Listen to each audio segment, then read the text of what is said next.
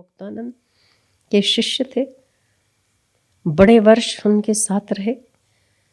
फिर जैसे आश्रम में दूसरे आते हैं ना, जैसे साधक आते हैं, अपने यहाँ भी आते हैं, तो बातचीत होती है। जो समर्पित होते हैं उनसे बातचीत होती है।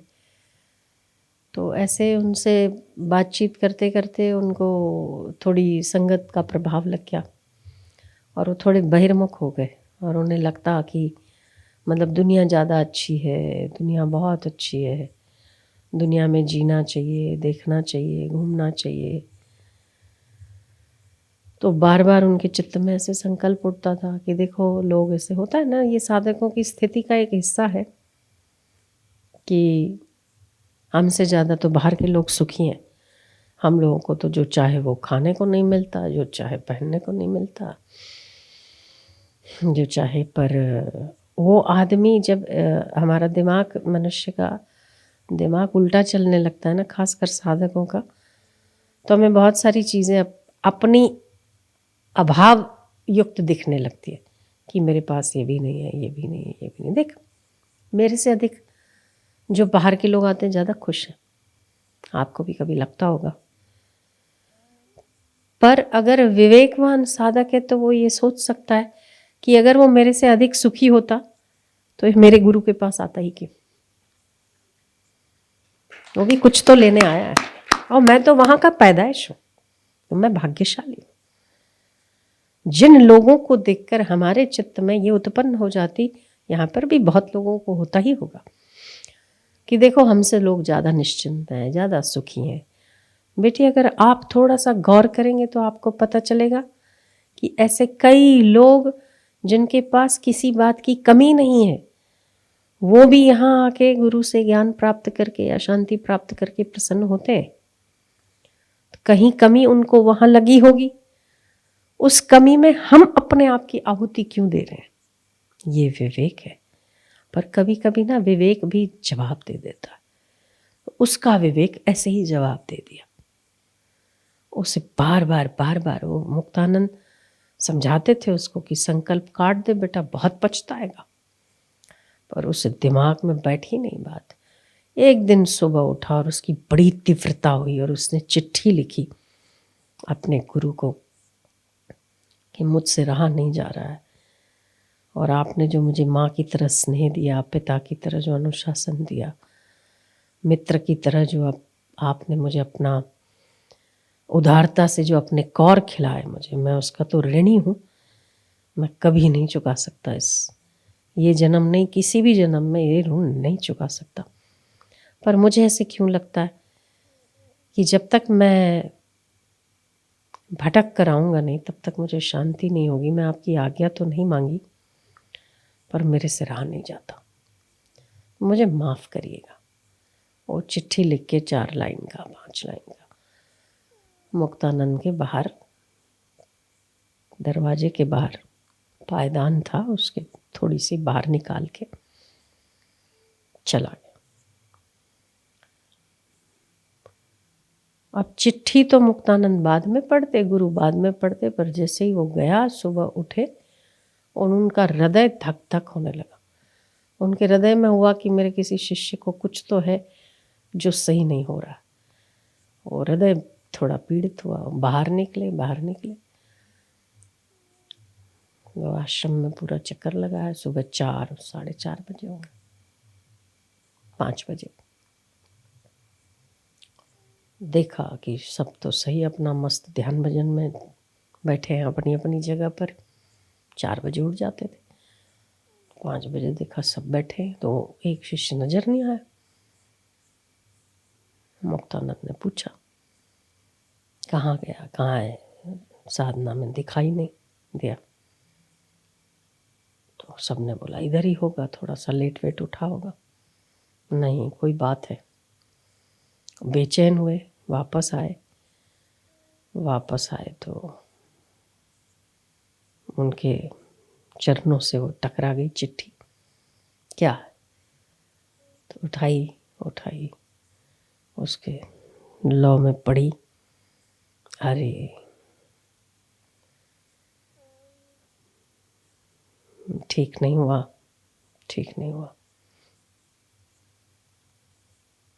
पूर्व के संस्कार मनुष्य के इतने जोर करते ना, कभी कभी परेशान हो जाता आदमी, और बरबस उससे वो करवा डालता है जो आप नहीं चाहते हो।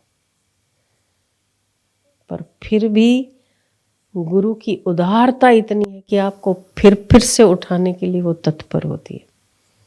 गुरु की कृपा इतनी उदार है कि वो फिर से उठाती है आपको। आप गिरते थकते नहीं, वो उठाते थकती नहीं। आप शायद गिर के थक जाओ, वो उठा के कभी नहीं थकेगी। ऐसा साहस है गुरु की कृपा में।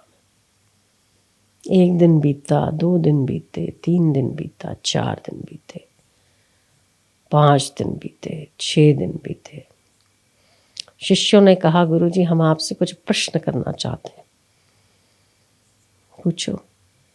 बोले जब से वो गया है तब से आपके सत्संग में और आपके उसमें आनंद नहीं है, वो वाली बात नहीं है जो आप करते।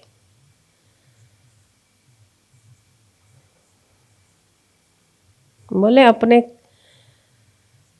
अपने कल्याण के रास्ते पर नहीं गया है वो।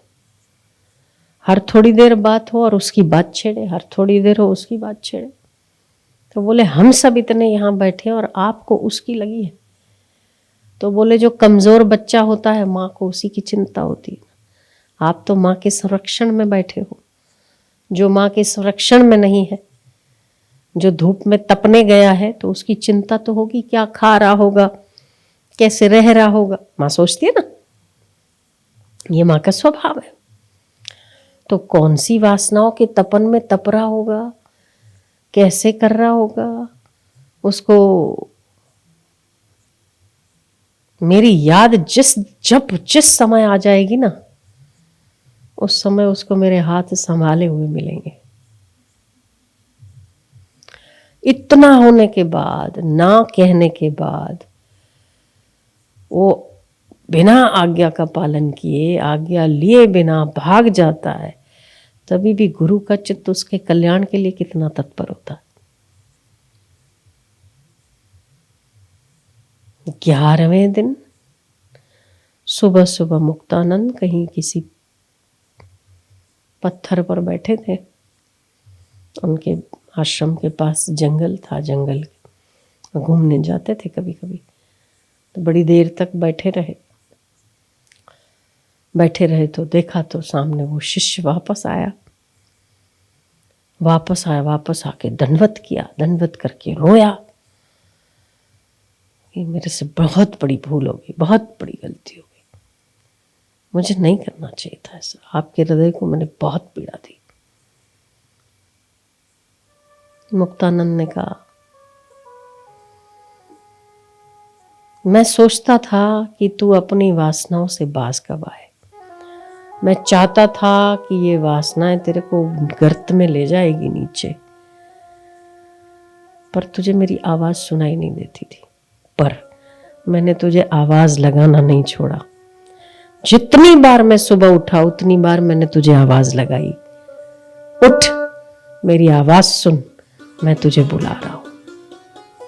और उसी मेरी चित्त शक्ति ने तुझे आज इतने दिन के बाद तेरी आंखें खोल दी और तू सही रास्ते पर आ गया।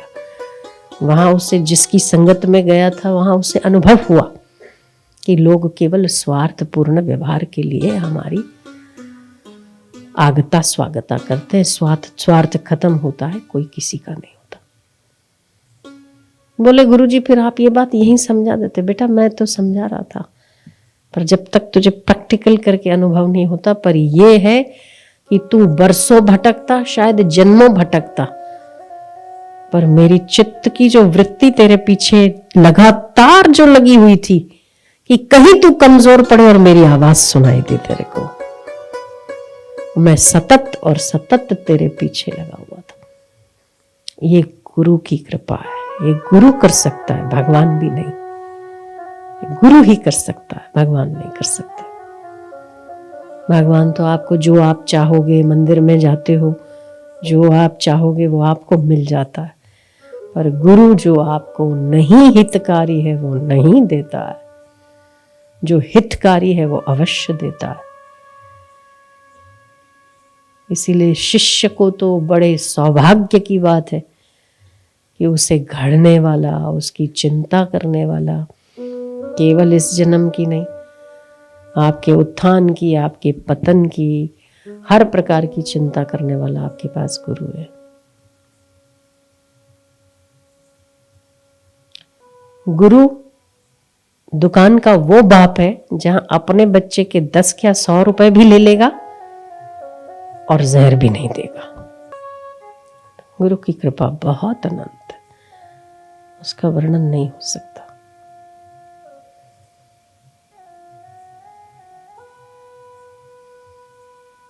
आध्यात्मिक गुरु अपनी ऊर्जाओं को कहां कहां कैसे कैसे कार्यान्वित करते, गुरु की शक्ति ही जान सकती है। हमारी आंखें तो अपने को ही नहीं देख पाती, गुरु के भीतर को क्या ही देख पाएगी। हम तो स्वयं को ही देखने में समर्थ है, गुरु की कृपा को देखना तो बहुत बड़ी बात है।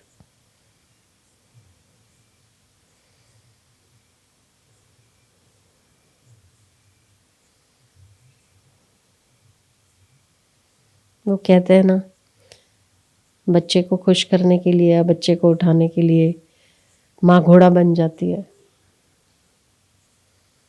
माँ पिता घोड़े बन जाते हैं और उसको ऊपर बैठा देते हैं। हाँ बेटा, हाँ बेटा, चलो बोलो, चल मेरे घोड़े, टिक टिक टिक, मजा आया, देखो बेटा मैं तेरा घोड़ा हूं। गुरु वो घोड़ा भी बन जाता है आपको सिर पे बिठा के। आप मान जाओ, शायद संभल जाओ। बहुत अनंत अनंत कृपा है।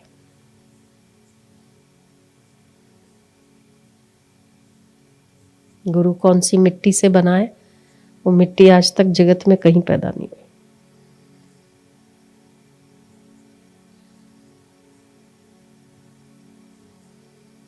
माँ भी थक जाए, पिता भी थक जाए, मित्र भी थक जाए, गुरु नहीं थकता।